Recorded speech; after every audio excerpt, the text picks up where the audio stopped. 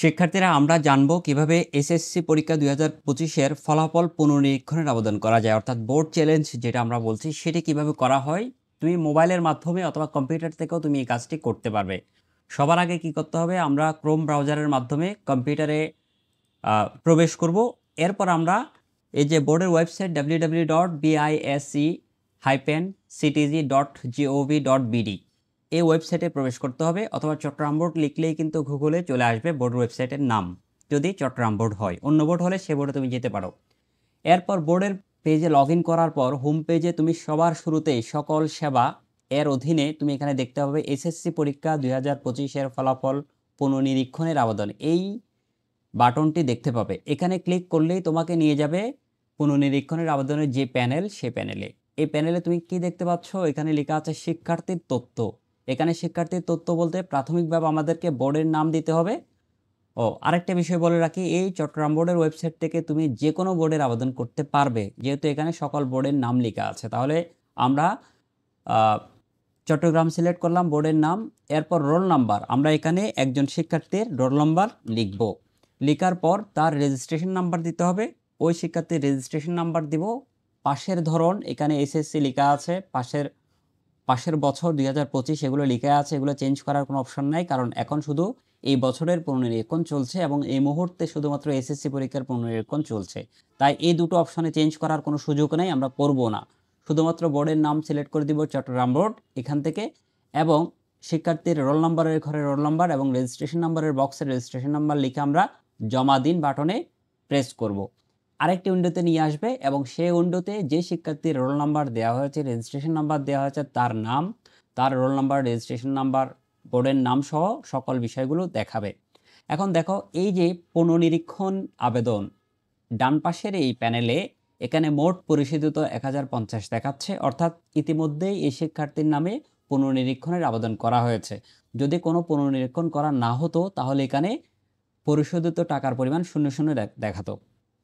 এখন আমি যদি আবার পুনর্নিরীক্ষণ করতে চাই তাহলে এই বিষয় নির্বাচন করুন। যদি নতুনভাবে করি বা আবার করি, যেটাই করি না কেন আমাকে সকল বিষয়ের নাম দেখাবে। যেমন এখানে দেখুন আপনারা, বিষয় নির্বাচন করুন, এখানে বাংলাতে লেখা হয়েছে আবেদন করা হয়েছে, দ্যাট মিন্স ইতিমধ্যে আবেদন করা হয়েছে, সেজন্য এমনটা দেখাচ্ছে। কিন্তু ইংরেজিতে ইংলিশ 107 এই জায়গায় কিন্তু নির্বাচন করুন অপশনটি দেওয়া আছে, সাথে সাথে ইংলিশ বিষয়টি এখানে চলে আসবে। এই যে 107 ইতিমধ্যেই আবেদন করেছেন যে বিষয়গুলো, সেগুলো 101, 102, 176, 177, 178, 179 এবং 275 এই 4টি বিষয়ের জন্য আবেদন করা হয়েছে ইতিমধ্যে, তাই সেগুলো দেখাচ্ছে। আবার যদি আমি নতুন করে আবেদন করি তখন আমাকে এখানে বিষয় নির্বাচন করুন। আমি একটা বিষয় নির্বাচন করেছি ইংরেজি এই তালিকা থেকে চলে গিয়েছে। এখন ফিজিক্স আছে, এখানে ফিজিক্সের জন্য বিষয় কোড 174 দেওয়া আছে। আমি যদি নির্বাচন করি তখন এই ফিজিক্সের বিষয়কোড এখানে চলে আসবে নির্বাচিত বিষয়, এবং পরিশোধযোগ্য টাকার পরিমাণ এখানে 600, প্রতি বিষয়ের জন্য 300 টাকা করে পেমেন্ট করতে হয়। তাহলে প্রথম পত্র দ্বিতীয় পত্র মিলেই উভয় মিলে 300 টাকা, অর্থাৎ দুই বিষয় নির্বাচন করেছে ইংরেজি এবং ফিজিক্স, সেজন্য 600 টাকা। আমি যদি এখানে হায়ার ম্যাথ বিষয়টি বাকি রয়েছে সেটিও যদি আবেদন করতে চাই তাহলে নির্বাচন করুন, এখানে ক্লিক করব। ক্লিক করা মাত্রই বা মোবাইল থেকে সিলেক্ট করা মাত্রই এই যে নির্বাচিত বিষয়সমূহ 3টি দেখাচ্ছে সংখ্যা, এবং 107, 174, 265 এই বিষয়গুলো সাবজেক্ট কোড হিসেবে দেখাচ্ছে। এবার দেখো, পরিশোধযোগ্য ফি এর পরিমাণ 900 টাকা এবং ফি প্রদান করুন, এখানে একটি বাটন রয়েছে। এই বাটনটিতে ক্লিক করা মাত্রই আমাকে নিয়ে যাবে ফি প্রদান করার জন্য যে প্যানেল, সেখানে নিয়ে যাবে। আমি ক্লিক করলাম, আমাকে দেখাচ্ছে মোট পরিশোধযোগ্য টাকা 900 টাকা। এবার ফি প্রদান করার জন্য এবছরই বোর্ডগুলো, শিক্ষা মন্ত্রণালয় সকল বোর্ডের জন্য একটি নিয়ম নতুন করে করেছে। আগে শুধুমাত্র টেলিটক মোবাইল সিমের মাধ্যমেই কিন্তু ফি প্রদান করা যেত, এখন বিকাশ, নগদ, সোনালী সেবা, ডিবিবিএল, রকেট, টেলিটকের মাধ্যমে এই ফি পরিশোধ করা যাবে। তো ফি পরিশোধ করার জন্য আমরা কিভাবে ফি পরিশোধ করব সেটি তোমাদেরকে আমি বিকাশের মাধ্যমে দেখিয়ে দিচ্ছি। তুমি যে কোনো প্যানেলে তুমি ফি প্রদান করতে পারো। বিকাশ মেনুতে প্রবেশ করার পর সাধারণত আমরা এই হোম পেজে এই মেনুটি দেখতে পাই। এখন এখান থেকে দেখো, এই জায়গায় এডুকেশন ফি নামক একটি অপশন আছে, এটিতে আমরা ক্লিক করব। এডুকেশন ফি যদি না থাকে তাহলে এখানে আরও দেখুন একটা অপশন থাকে নিচের দিকে, বা ইংরেজিতে সি মোর লেখা থাকে। এখান থেকে এডুকেশন ফি নির্বাচন করব। সাধারণত send money, mobile recharge, cash out payment এই অপশনগুলোর পাশাপাশি এখানে আরও অনেকগুলো অপশন রয়েছে। শিক্ষা সংক্রান্ত ফি পরিশোধ করার জন্য এডুকেশন ফি এই আইকনটিতে ক্লিক করতে হয়। এটিতে ক্লিক করলে আমাদেরকে নিয়ে যাবে এবার প্রতিষ্ঠান খুঁজুন, এই প্যানেলে নিয়ে যাবে বিকাশ।